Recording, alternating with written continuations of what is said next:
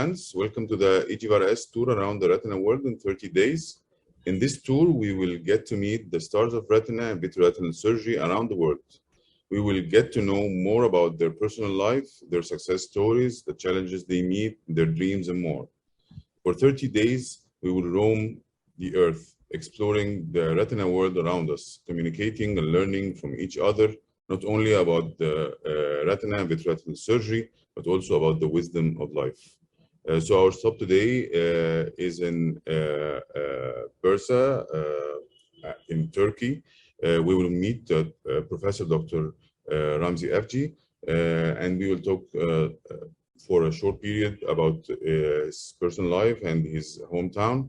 And then we will proceed to his medical presentation around about the inverted flap, ILM flap, to repair complex macular holes. So, Dr. Ramzi, it's a pleasure to meet you. Thank you, Ahmed. First of all, I would like to thank you, thanks to organizing committee and also the Egyptian Vitreoretinal Society board member, especially the chairman, Professor Mahmoud Soliman, for this kind invitation. It's always a great honor for me to be a part of in your society and to take place in somewhere or someplace in Egypt. So, as you mentioned, I live in Turkey. I live in the city of Bursa. As you know, the city of Bursa is the south coast of Marmara Sea. It's close to Istanbul. And when we look at the closely, it's widely spread area located. Bursa is located on the near the Mount Uludağ. It's located on the slope of Mount Uludağ. And it is this is the view from the old town of my city. This is the mountain Uludağ, and it's actually quite a green city. And the other name of my city is Green Bursa, because it's really green city in the located, as you know, in the west and north of Turkey. And this is the view from the old town.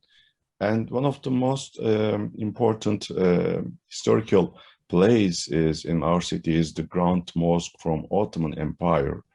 And this Grand Mosque from 13th century during the Ottoman Empire. Actually, Bursa is the first capital city of Ottoman Empire during the 13th and 14th century. And the other symbol of my city is Green Tomb, again from the same century. It was built in it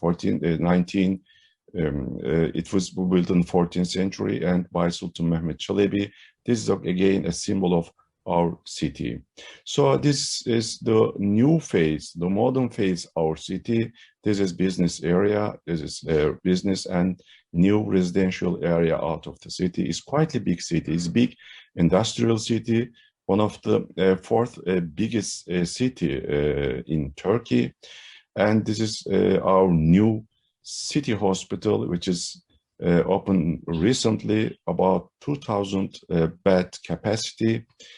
And the mountain Uludağ is another symbol of our city. It's quite a high mountain. It's about 2,500 meters. There's a big ski place in our mountain, and also it's possible to reach the ski center top of the mountain by cable car. So this is our institute. It's located on the center of the city, and a view from inside from the patient waiting area. And today we have 12 staff. We work together, 3 professors, 1 associated professor. And we not only retina, we gave the service also for all branch of ophthalmology, but retina is mainly enlarged. So my place that I live is outside of the city. I live on the top of the hill, and my view is looking at the Gemlik Bay. And this is picture from my garden of the Gemlik Bay. This is on the summer times. This is in sunset of the view.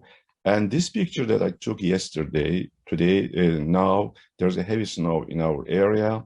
And the same picture, as you see, is all of these olive gardens and thousands, millions of olive trees placed around our environment. So this is all of my city and the most important of my city. And it's close to Istanbul. It's located on the highway, so it's easy to come also for as a tourist. Thank you. Very nice, very impressive. Actually, it's so it's green in the summer, white in the winter. Exactly, Ahmed. It is green in the summer, hot in the summer, also in the spring, but white in the winter. That's true. And, also, it's close to sea. It's possible to make swimming and other activities in summer times also. So if you want to go to on a ski trip, we go to Bursa. If you want to see some greenery, we go to Bursa also in the summer. Wow! And so what's the view from the place where you work? We saw the view where you live, and it's very nice. I envy you a little bit.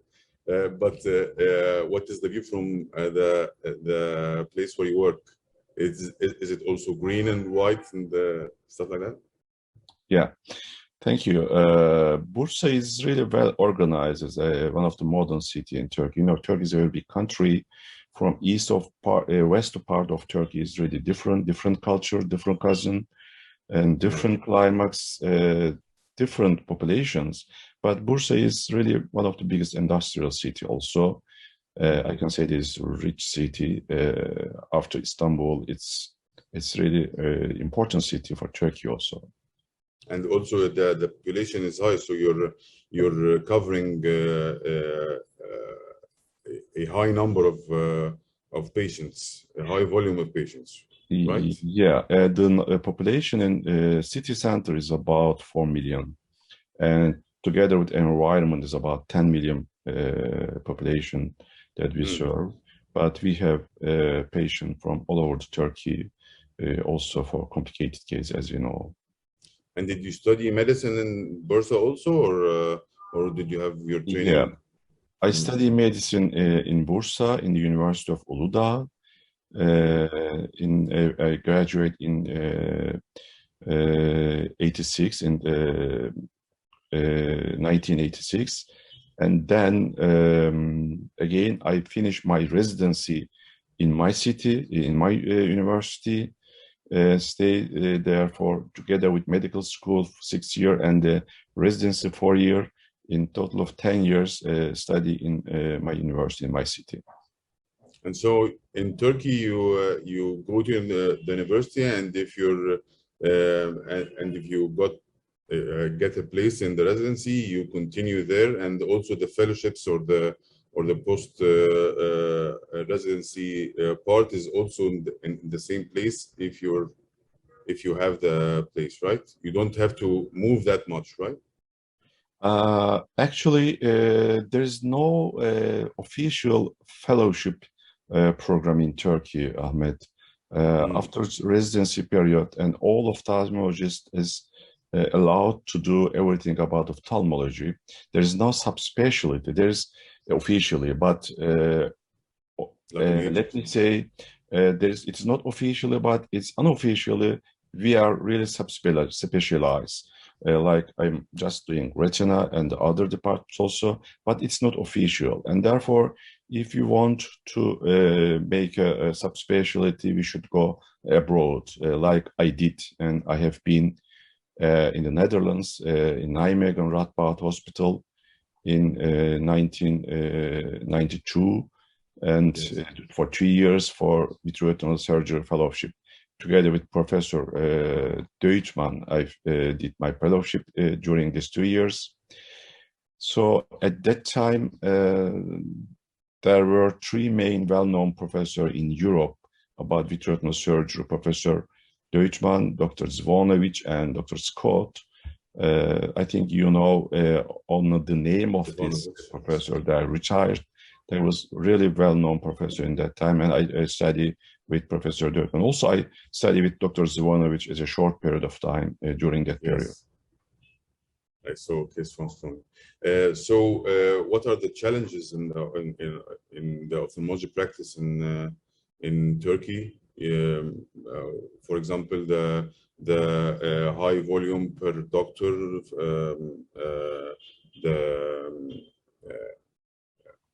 the money issues, anything? Yeah, the residency period, as I told you, is 4 years, and in our system, the resident not only teach medical ophthalmology, also the surgical, and they can do all the surgery except advanced vitreoretinal surgery or maybe a refractive surgery. After 4 years, there are different working opportunities, such as you can work in public hospital, state university hospital, and private university or hospital, but you can also open a private office if you want. But there is a compulsory service for 4 years after completing this medical and residency period. You should go to the less developed part of Turkey for a while, for a period of time, like 4 years. Then you can be free, you can do whatever you want. But this is 4-year obligatory service is important that all medical doctors, not only ophthalmologists, should do this job. And so about Professor Ramzi, hobbies and places you like to go. What are these hobbies, and what do you think? What do you want from the future? What do you aspire in the future? Okay.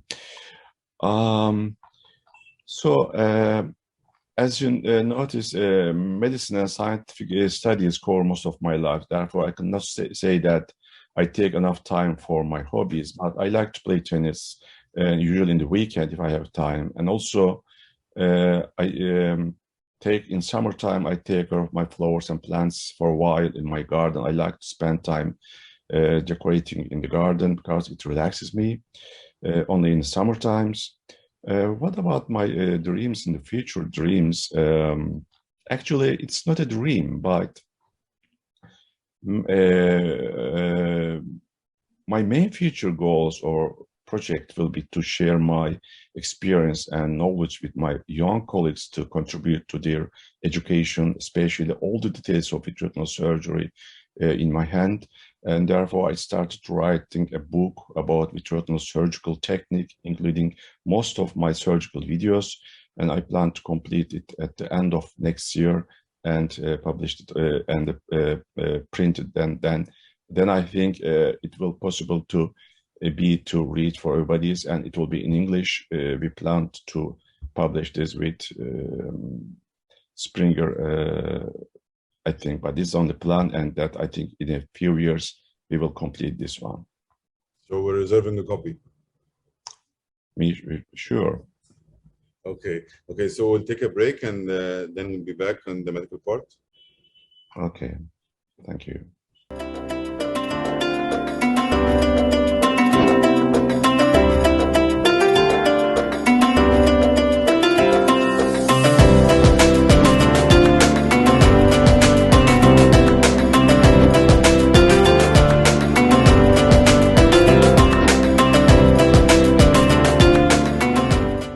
Then we're back. So we'll, as you all know, Dr.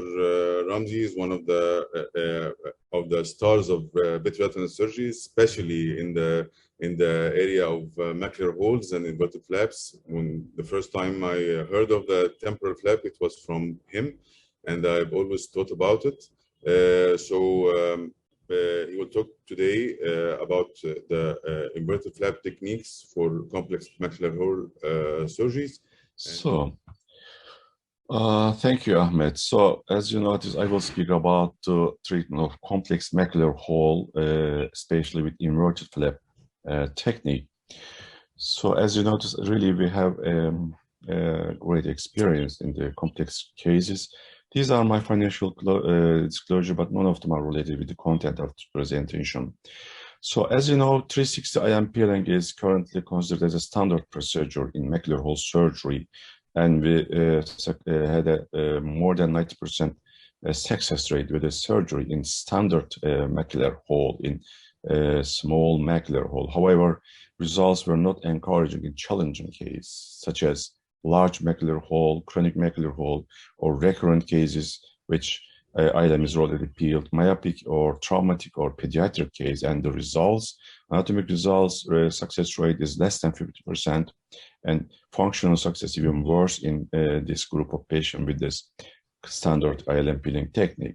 So during the last 15 years, several studies have been published to treat this challenging case. And some of them they became more popular, such as autologous thrombotic concentrate or inverted ILM flap technique, and more recently, autologous retinal transplantation and amnion membrane graft. But all of this technique, except inverted ILM flap, we obtain improved anatomic results, but no parallel recovery in visual function. In inverted flap technique, published first in 2010 by Michalewska et al. As a classic, we call now is classic 360 multi-layer ILM inverted flap, but then several modifications have been published, such as insertion of ILM into the whole or single layer inverted flap, and the temporal inverted flap became more popular.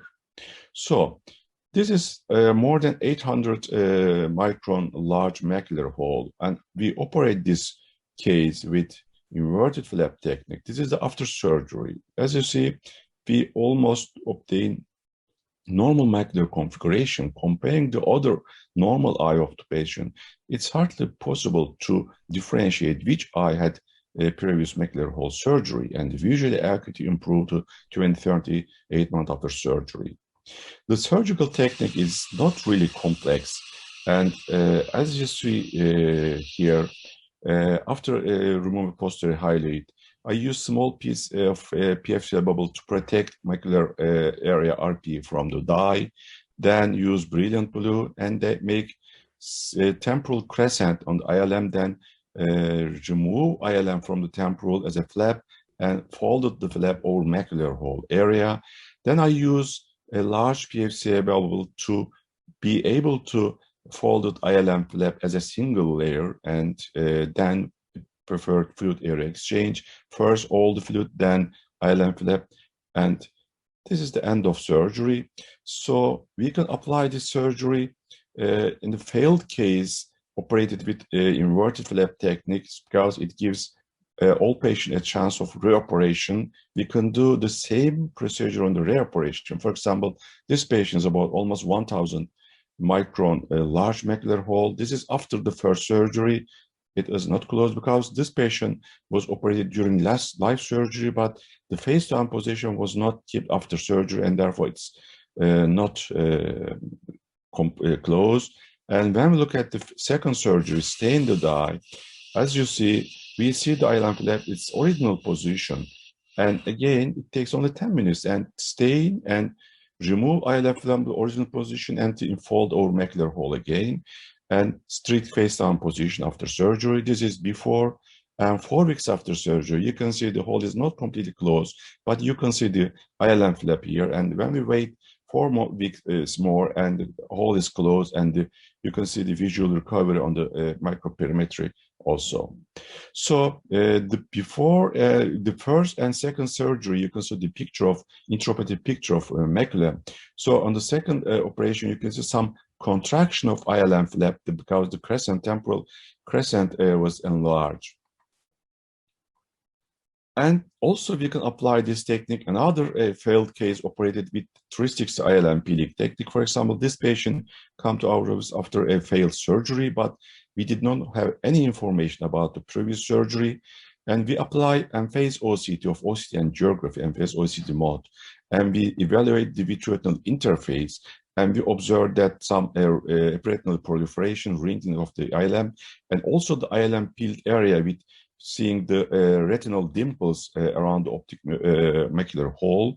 So in this patient, we plan to create another inverted flap from superior nasal quadrant which is the closest area to the macular hole, and apply the surgery. Again, same technique, PFCL bubble. So this is, I prefer to use PFCL bubble in all cases. After staining of the macular area, you can see the ILM peeled area and unpeeled ILM area, which stain exactly that we see on the unphased OCT. Then we create ILM flap from superior nasal quadrant. It's not really difficult. If the ILM peeling area is not so large, we can use this technique also in failed macular hole cases, which is operated with 3/6 ILM peeling technique. So it's really should pay attention to be able to peel the ILM as a single flap. Then use the same again, PFCL bubble and fluid air exchange. And this is 3 weeks after surgery, hole is completely closed and vision is 20/40. And on unphased OCT, you can see the ILM flap on the macular hole area. It's smooth and single layer inverted ILM flap. This is OCT angiography before and after surgery. The foveal avascular zone became a normal appearance after surgery. So even in successful case with previous 3/6 ILM peeling, if the ILM peeled area is small, we can successfully apply this technique in this group of patients. This is another patient with diabetic patient. This is type 1 diabetic case, young patients with one eye patient, and there was severe diabetic proliferation, but also there was a large macular hole.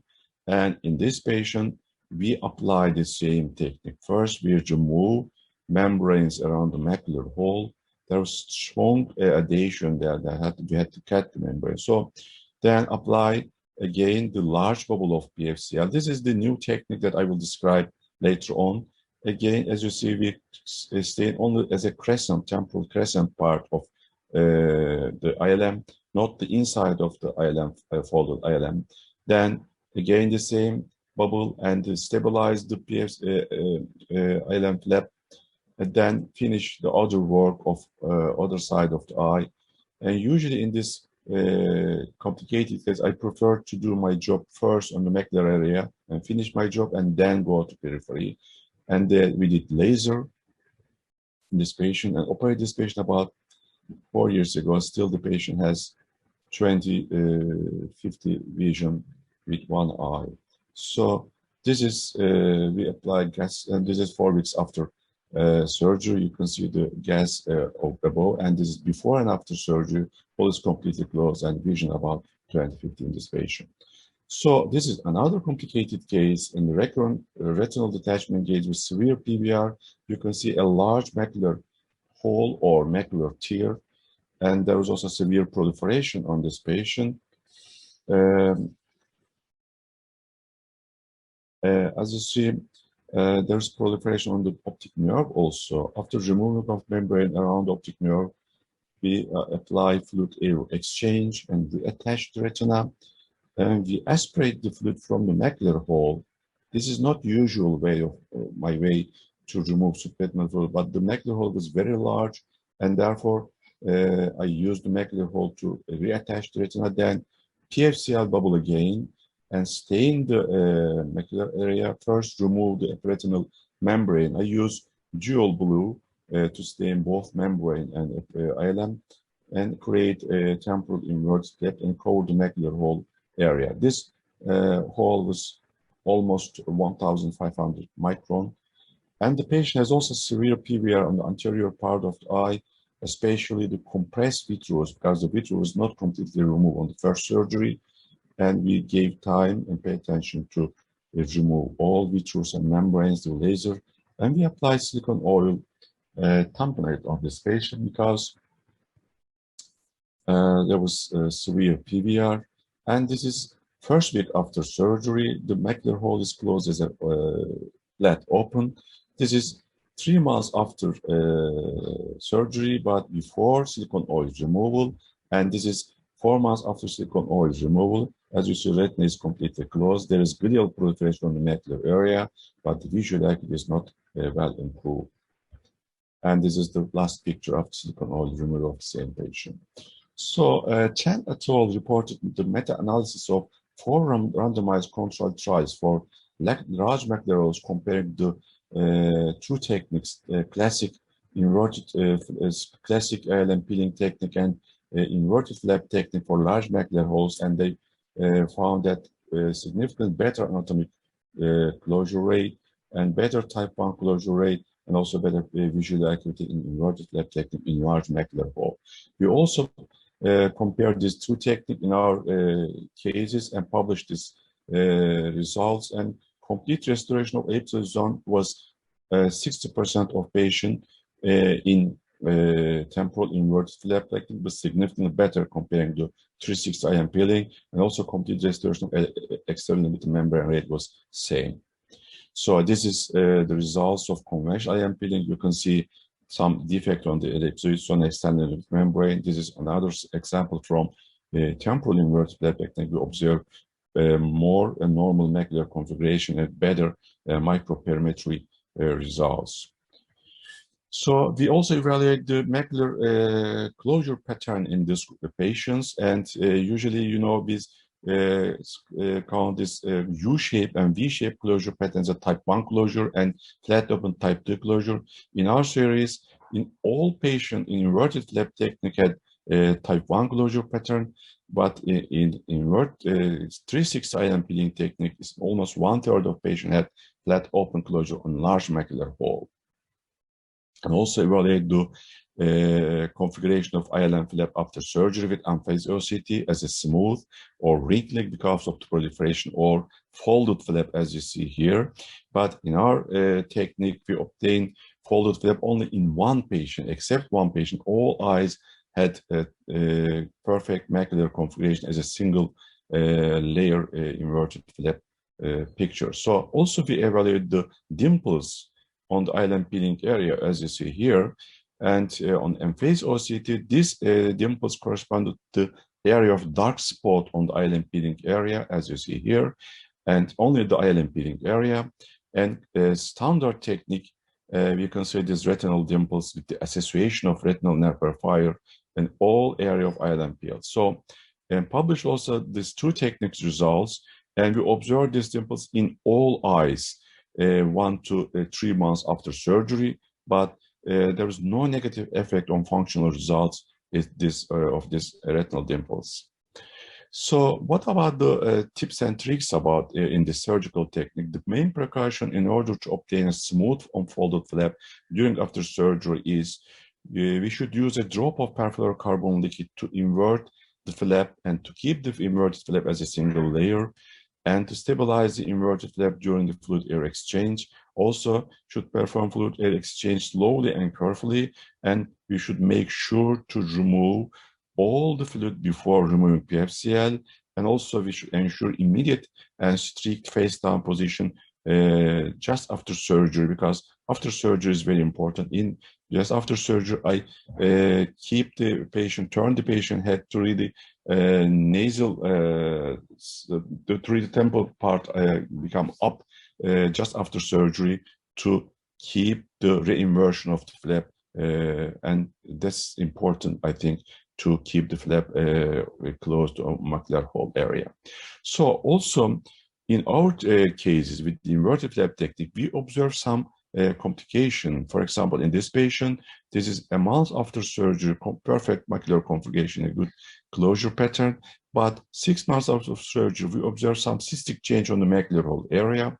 And there's another patient before, and 1 month after surgery is again no problem, but 6 months after surgery, again some cystic change. This is another patient before, and 6 months after surgery, you can see again some cystic change. Also, the ILM flap is elevated on the macular area, and we assume that this can be because of the dye toxicity with this technique, because in this technique, unlike 3/6 ILM peeling, the stain ILM remains on the macular hole area, causing long-term contact of the dye with the nerve central retinal RPE, and this might be the cause of this toxicity, and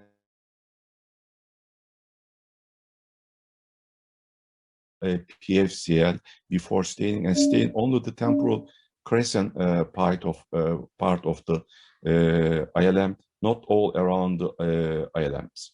So also we published the results of these two techniques, and as I mentioned before, a large bubble of PFCL provide us to stain only the temporal crescent part, not the inner surface of ILM, which we will invert later on.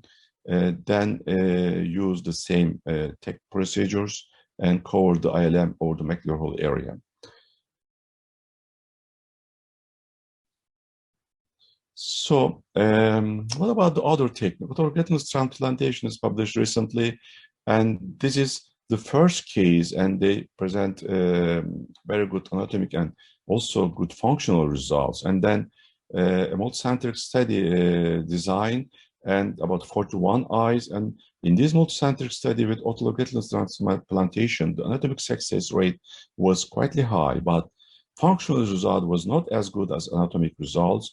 And only the 36% of patient has visual improvement, and almost 1/5 of patient, 22% of patient had visual reduction. And ototogic retinal transplantation improved the hole closure rate, but with limited functional gain. And this is our case that we applied surgery with ototogic retinal transplantation because we had a classic 3/6 ILM peeling technique in this patient. The macular hole was almost 2000 micron, and this patient was also again one eye patient with complicated retinal detachment, PVR, and secondary to von Hippel retinal angiomatosis. And it was really very complicated. I followed this patient for almost 15 years. And in this patient, we applied retinal ototogic transplantation and removed the retinal flap from superior nasal quadrant. And then with limited diathermy, I do not like to do diathermy around the retinal transplant 360. I do not like heavy diathermy. Then remove the ILM retinal transplant graft from under the PFCL and located on the macular hole area. It's still close from the macular, but it did not create any problems. And then we apply silicone oil tamponade in this patient. And as you see the final pictures of the macular, and apply laser around the retinotomy area, and give silicone oil tamponade, 1000 sensitive silicone oil tamponade. This is first 1 month after silicone oil tamponade. You can see the macular pictures, and this is 6 months after silicone oil removal. It's hardly possible to see where the retinal graft, and also this is the composite picture and the area of retinal graft retinectomy area. This is first month after surgery, silicone oil tamponade, and this is 6 months after silicone oil removal. As you see, again, you obtain good anatomic result with limited visual function, but I believe that the visual function improve not from the retinal graft, from the area where the retina is, original retina is detached. The photoreceptors, or this detached area, gain function again. So human amniotic membrane is another technique, you know, very recently research group and published this, and also they reported good anatomical functional result, but there is no other studies, only the a single group has results. And I think this filling technique, this retinal ototogic transplant and amnion membrane graft, is good anatomic result, but the functional result is controversial. We need time to see the long period of time of this patient. So in conclusion, ototogic thrombocyte concentrate improve anatomic results and limited visual gain. Ototogic retinal transplant improve again anatomic result, but functional result is really controversial. And human amniotic membrane graft, limited number of cases in the literature, Technically, procedure is relatively difficult, and again, anatomic results is good, but visual gain, we don't know the long-term results of long-term period.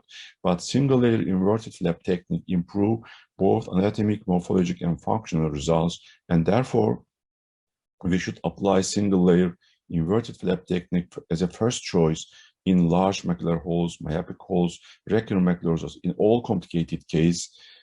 Maybe in all cases with as a standard treatment of choice, we can apply this technique. Now today, in my practice, I apply inverted flap technique as a standard procedure in all macular hole cases.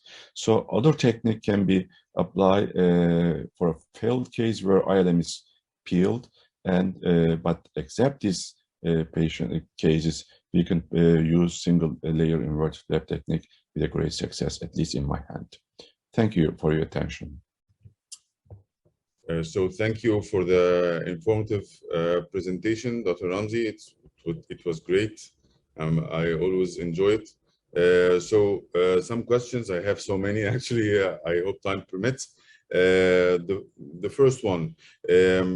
The essence of the single layer inverted flap technique is that the flap is not stuffed into the hole, right?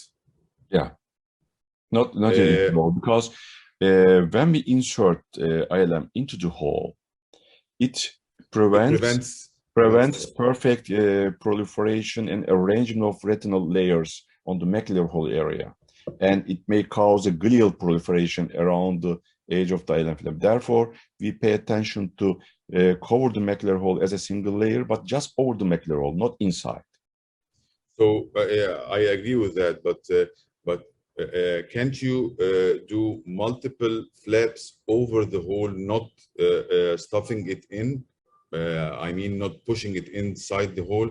You can because some other opinion is that you can use the temporal flap, then other flaps over the temporal flap to decrease the rate of floating of the temporal flap, as you showed.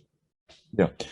Yes, you can do. You can create 360 inverted flap as a multi-layer inversion of the macular hole area. But yes. Usually in my practice, I try to do the less manipulation that I need. And therefore, I do not like to peel ILM on the papillomacular area. Is there a chance that it can float? What is the percentage of it floating? Have you seen in your cases? I apply this technique maybe more than 2,100 cases, Dr. Ahmed. Nowadays, I have only one case that it's float. It's a failed case because the ILM is reinvert or original position. That case was from the live surgery. So the key point is that you should keep patient face down position immediately after surgery without allowing any fluid accumulation on the macular hole area. This is the key point. If you do this, and you would have no problem not floating ILM. And that's the mechanism of the PFC, that you make sure that it is dry until you aspirate the other one. Yeah, exactly. The fluid pooling around the PFC bubble, right? Exactly. Also, the PFCL bubble creates a temporary attachment with the flap and over the macular hole area. Temporary attachment, because the PFCL bubble stay there for a while, for 10 minutes, for example, or 15 minutes during this manipulation, checking the periphery of the retina. So in this period of time, we obtain temporary attachment. So not only keep the flap on the original position, also create temporary attachment, and therefore I really pay attention. Stick to the retina? Yeah, temporary stick the retina. Temporary sticking the retina. Yeah. So, what tamponade do you use? I use air now, and during last 1 year, I use only air in all cases. Just air tamponade and keeping face down position just 2-3 days is enough. And I used to use C3F8, 5% C3F8. At the beginning, about 12% C3F8, then 8, then 5%. Now I leave the C3F8, just use air tamponade. and it works. In And any case, because I've tried it sometimes, any but case, I'm worried about. Yeah, in any case, Ahmed, no problem. Because the first few days, first 2-3 days is important to keep attached ILM over macular hole area. And then the other prolonged face down position is not needed, not necessary. So this is that my question. recent experience that I experienced this during last year, during this year. I agree. So the last question. You said that you're now decreasing the size of the temporal flap, so as you don't need the large one. But you also said that if there is a recurrence, there is fibrosis of the flap, so it is shorter than its original area. So Yes. which do we choose? A large one to make up for the fibrosis if it floats, or the other choice? Yeah.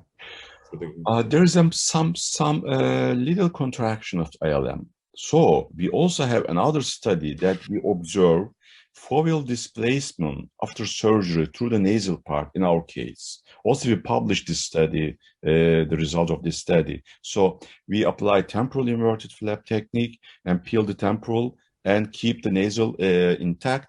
And in all of cases, there's significant displacement of inverted flap technique comparing this 360 ILM flap technique because of this contraction, I think. But this contraction is not too much contraction. So it's we don't need to create a large flap. This smaller flap is also, I think, enough to get a good success. Very, very, very interesting and very informative. Thank you, Dr. Ramzi. It's been a pleasure. It's always a pleasure to be with you and to talk to you with your modest and very, very informative and experienced opinions. It's always a pleasure to be talking to you, and thank you so much for this meeting. Thanks, Ahmed. Thanks again for all the board member of the Egyptian Vitreoretinal Society, and this is really good interview. And I'd like to thank again for all my colleagues, and hope to see you soon physically and soon. So thank you, Dr. Ramzi. Have a good time. Thank you.